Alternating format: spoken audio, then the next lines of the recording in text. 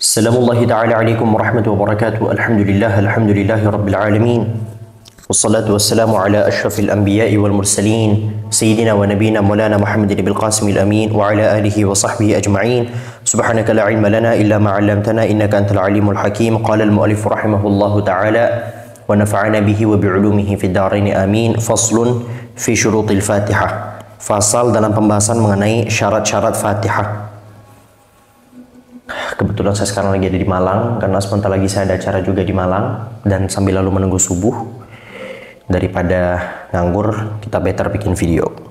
Kemarin kita sempat membahas mengenai rukun-rukun sholat, ya kan? Dan kita cukup detailkan beberapa part di dalamnya. Salah satunya niat.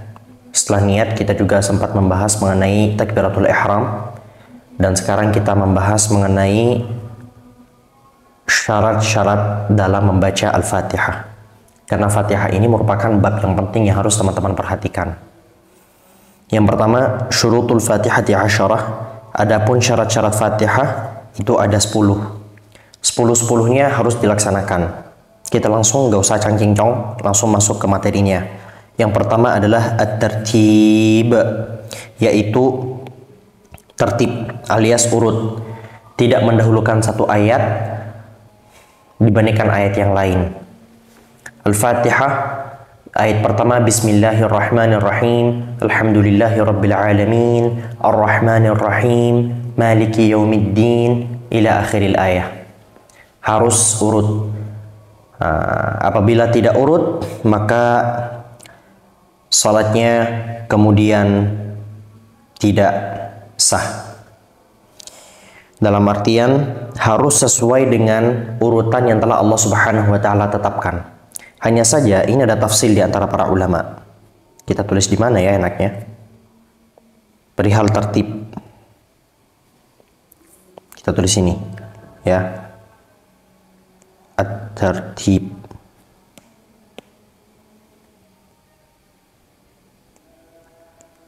Ya. Pertama, apabila perubahan urutan tadi itu mengubah maknanya, kita tulis in ghayyaral ma'na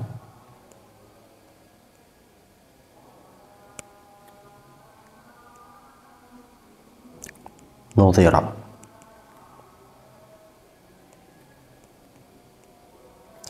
In kana aliman amidan batalat salatuhu wa in lam yakun aliman amidan batalat qira'atuhu. Ini penting ini. Kemudian wa illam yughayyiril ma'na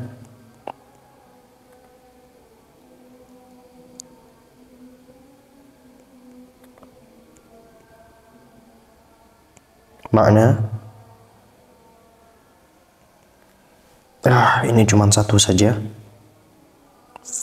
Fala yu'taddu bima qaddamahu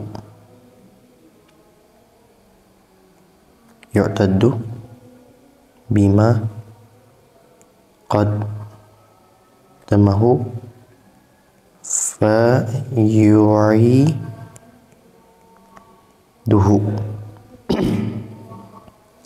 yu'iduhu ala sawabi.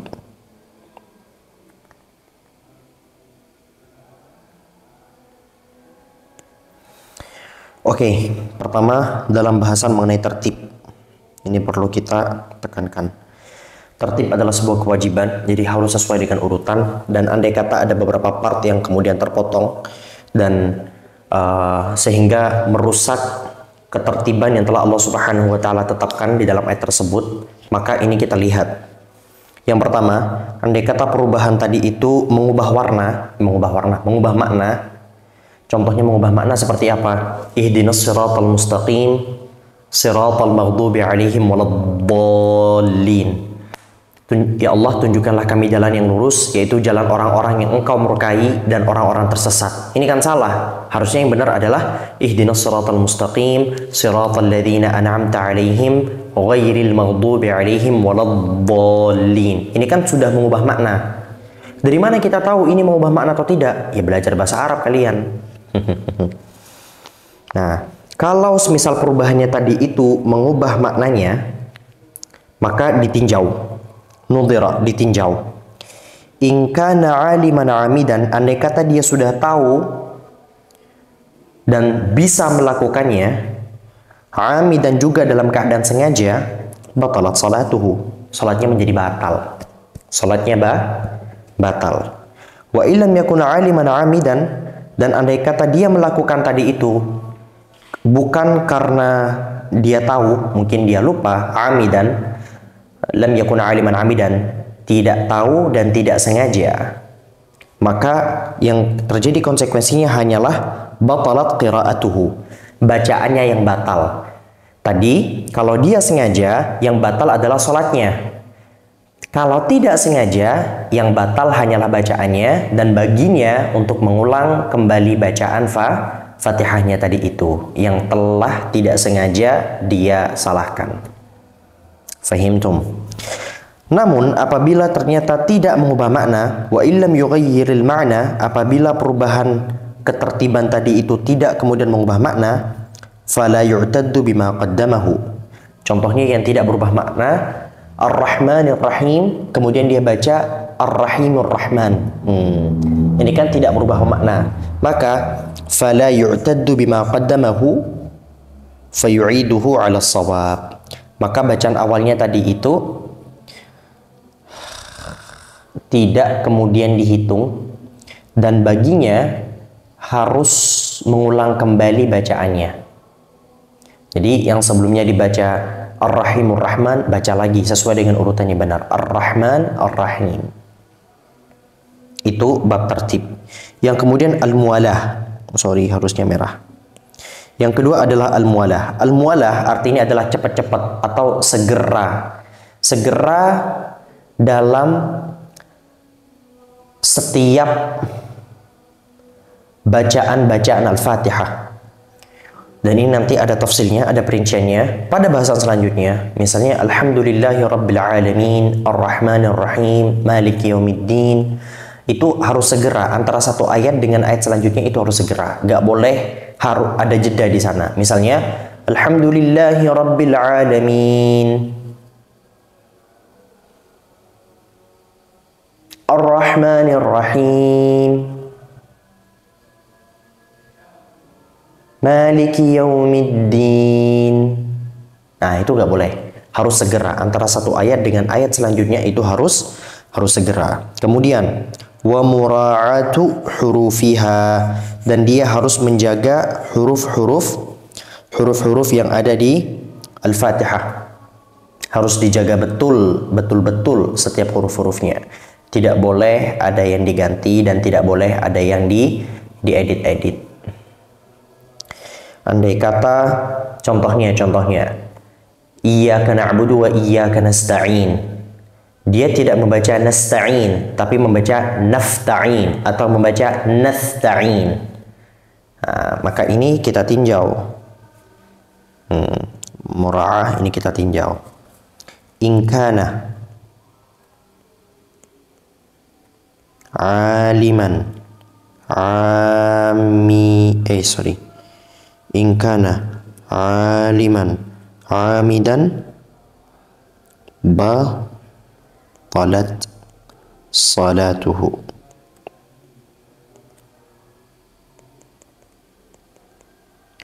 Wa illam yakun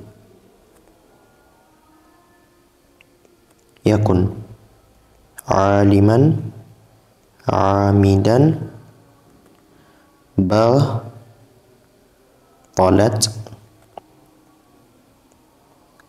qiraatuhu. Oke. Andai kata dia tadi itu melakukan perubahan pada huruf-huruf yang ada di dalam Al-Quran sebagaimana yang telah kami contohkan, nasta'in kemudian menjadi nafta'in atau nasta'in dengan sa, maka ini ditinjau.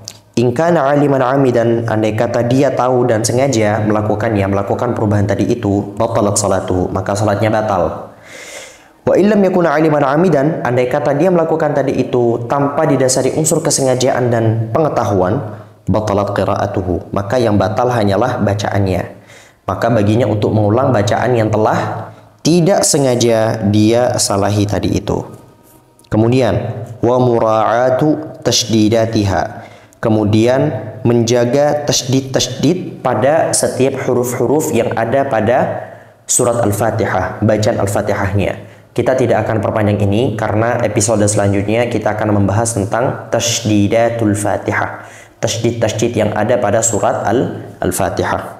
Kemudian wa alla yaskuta saktatan tawilatan, dan dia tidak boleh berhenti di mana berhentinya tadi itu lama, wala qasiratan yaqsidu biha qat'al qiraah, dan juga tidak boleh berhenti sekejap di mana berhenti sekejap itu dia bermaksud untuk memutus bacaannya. Oke, kita coba detailkan. Ini ada hubungannya dengan al-muwalah, ya. Pertama, saktatan tawilah wa saktatan qasirah. Kita tulis sini ya. Yang satu saktatan tawilah. Ya, yang kedua adalah saktatan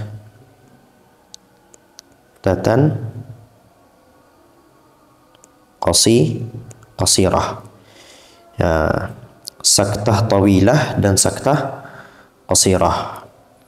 Saktah tawilah, apa artinya saktah tawilah? Berhenti lama. Ada berhenti lama, ada berhenti sekejap. Yang dimaksud tidak boleh berhenti di sini adalah entah berhenti pada satu ayat atau berhenti antara satu ayat dengan ayat selanjutnya. Kapan berhentinya tadi itu disebut berhenti lama, dan kapan berhentinya tadi itu tidak disebut sebagai berhenti lama? Kita coba tuliskan ya.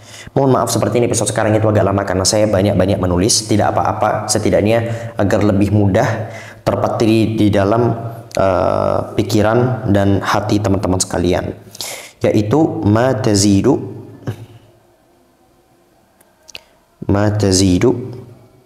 ala saktati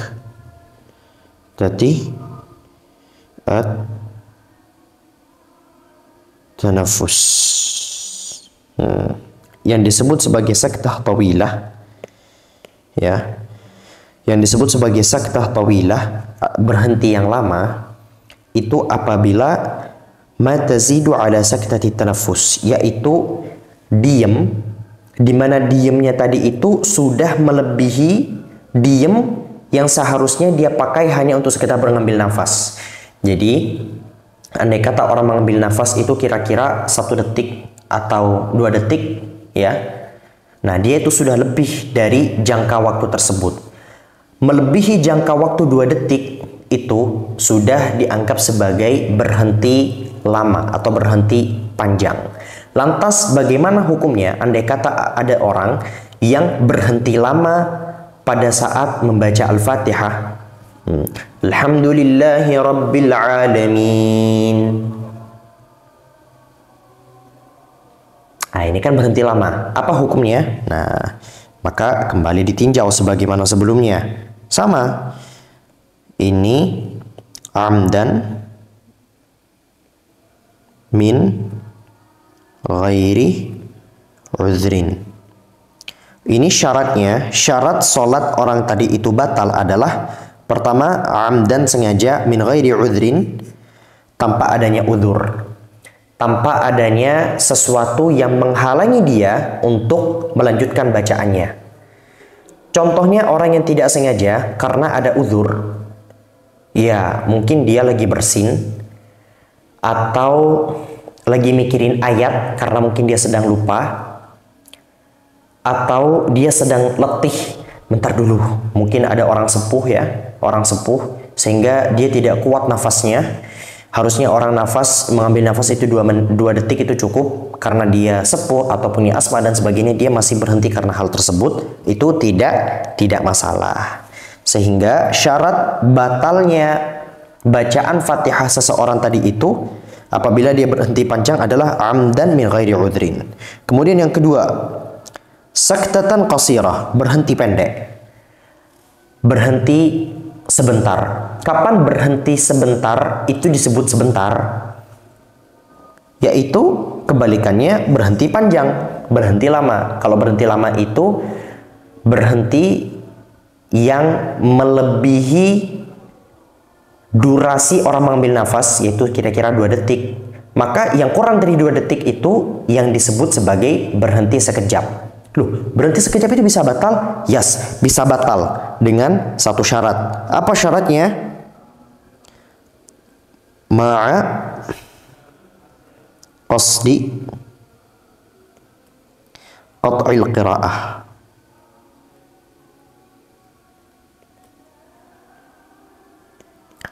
Dia ada niat yang tidak baik. Saat dia berhenti, dia ada niatan untuk memutus bacaan Al-Fatihahnya. Ma'ah bersama qasdi bermaksud, qat'i memutus al-qira'ah. Dalam keadaan dia bermaksud untuk memutus bacaannya. Alhamdulillahi rabbil alamin. Ar-Rahmanir. Barusan kan ada saya berhenti sejenak. Nah, andai kata pada berhenti sejenak itu, saya kemudian ada niatan untuk memutus bacaan Fatihah saya, maka bacaan ini kemudian menjadi batal.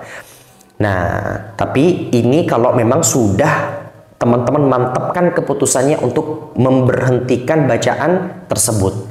Tapi terkadang-kadang ada orang, ini penyakit yang menimpa talibul ilm seringkali, yaitu waswas. Nah, waswas, apakah saya barusan sudah membatalkan? Apakah saya barusan niat membatalkan atau tidak? Maka waswas semacam itu tidak menjadi masalah. Fahimtum? Kemudian selanjutnya adalah wa qira'atu kulli ayatiha wa minhal basmalah. Kenapa saya dari tadi pakai kuning? Wa qira'atu kulli ayatiha wa minhal basmalah. Dan dia harus juga membaca seluruh ayat-ayat Al-Fatihah, dan salah satunya adalah basmalah. Ini penting. Jadi tidak boleh ada ayat yang ditinggalkan. Andai kata dia sudah selesai membaca Al-Fatihah, kemudian dia fokus dengan rukun-rukun setelah Al-Fatihah atau sunnah-sunnah setelah baca Al-Fatihah. Kemudian dia tiba-tiba ragu di tengah jalan, ya. Dia ragu. Kira-kira saya tadi baca Al-Fatihah atau tidak ya? Nah, atau dia ragu apakah dia sudah membaca salah satu ayat dari ke-7 ayat Al-Fatihah atau tidak. Maka di sini ada perincian. Perlu kita bahas perinciannya? Andai kata perinciannya kira-kira begini. Pertama, asyakku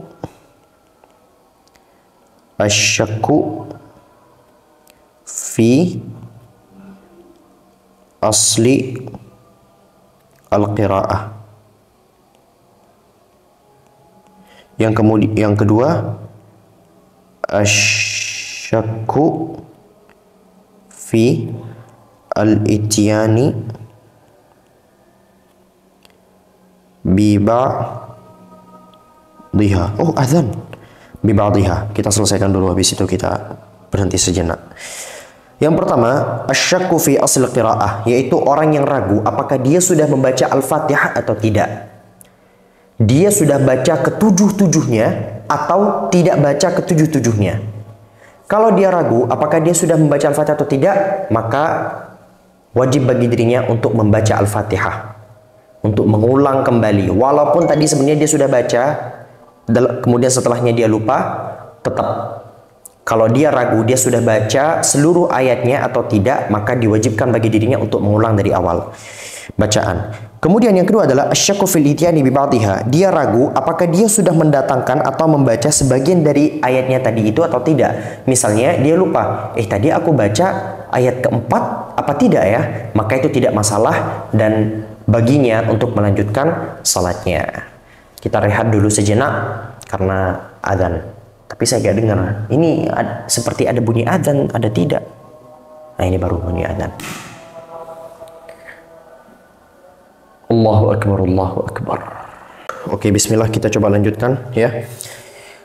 Selanjutnya adalah wa'adamu al-lahnil mukhilli bil ma'na, dan tidak kemudian mendatangkan nada-nada yang merusak makna. Tidak mendatangkan nada-nada yang merusak makna. Nada-nada di sini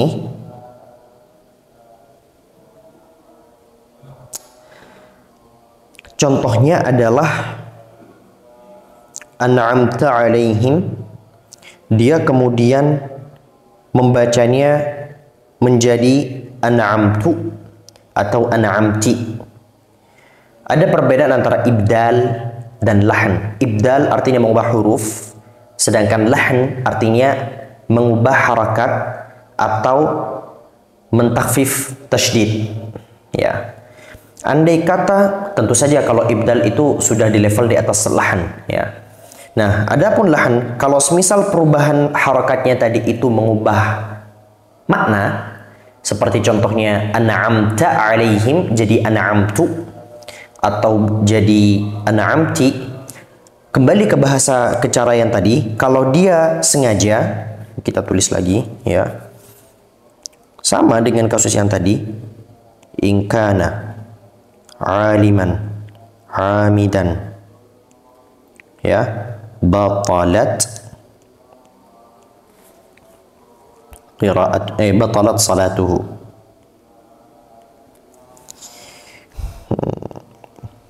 Wa illam yakun aliman amidan batalat qiraatuhu.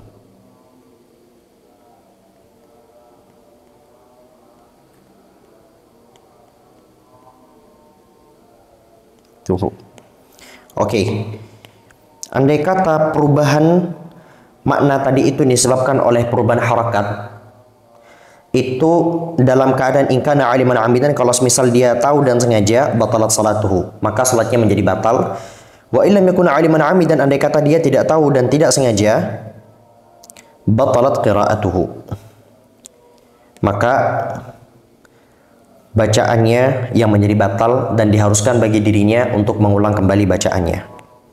Fahimtum? Arju dzalik. Lanjut. Wa an takuna halatal qiyami fil fardhi, dan bacaan Al-Fatihah harus dibaca pada saat berdiri bagi sholat fardu. Ini kemarin sempat kita bahas. Intinya sebagaimana takbiratul ihram harus dibaca saat sedang berdiri dalam sholat.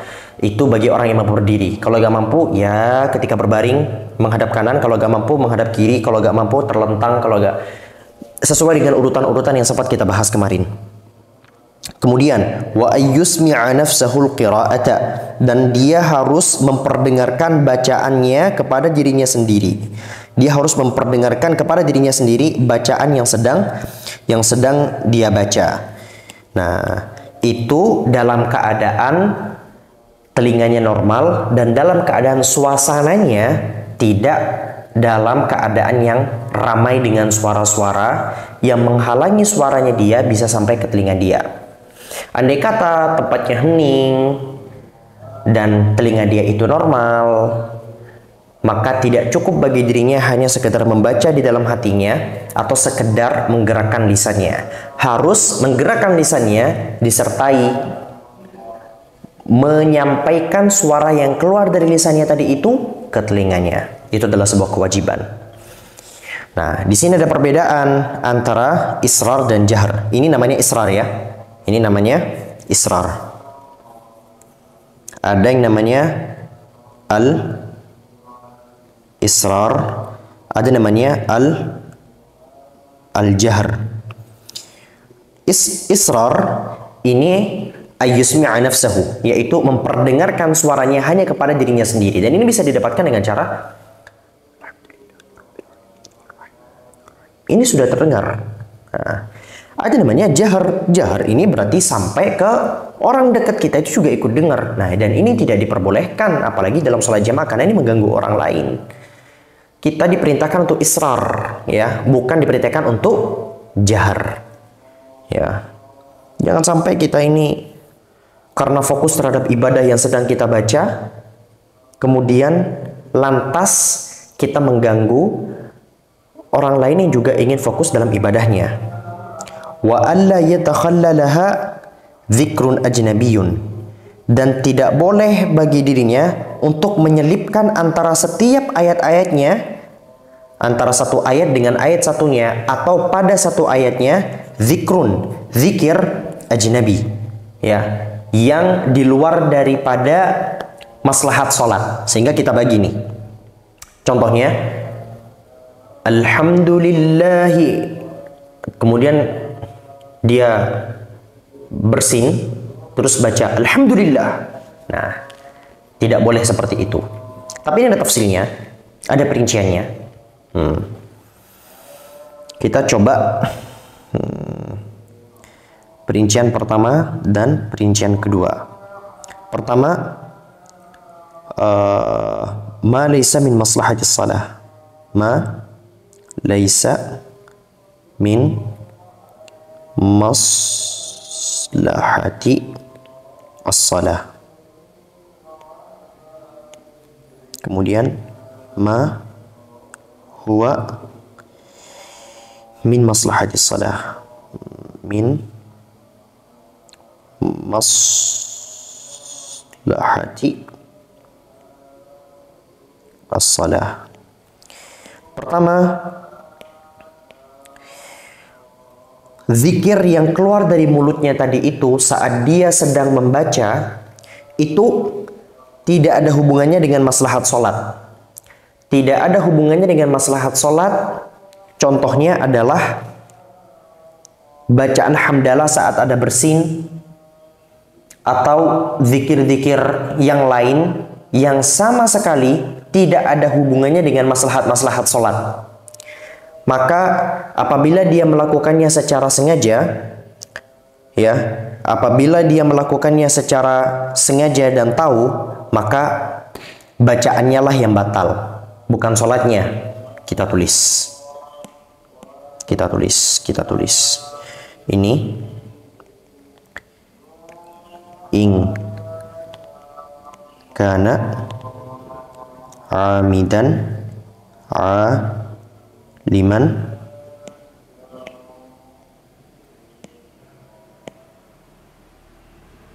in kana amidan aliman talat qira'atuhu. Yang kedua, wa illam yakun aliman amidan lam